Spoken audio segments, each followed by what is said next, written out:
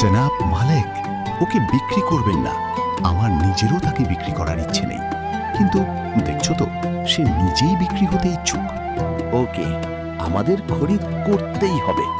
50 থেকে শুরু করি, কি বলেন? 50 দেব। দেব? বিক্রি করবে?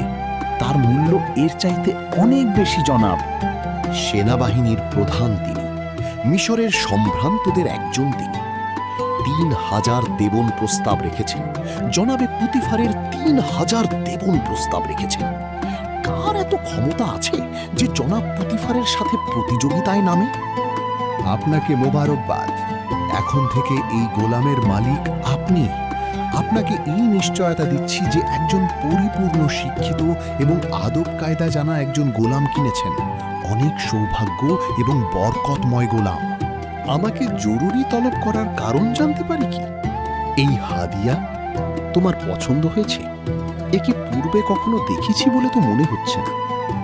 সব স্বপ্নে হয়তো বা কোথাও তাকে দেখেছিলাম, সে কথা আমার, কিন্তু ওকে অপরিচিত লাগছে না জনাব। পুতিফারের সুরুচি ও নির্বাচনকে মুবারকবাদ বলা উচিত। হে ইউসুফ, এইভাবে খোদা তোমাকে আর্থিক স্বাচ্ছন্দ্য ও সমুন্নত মাকাম অনুগ্রহ করছে।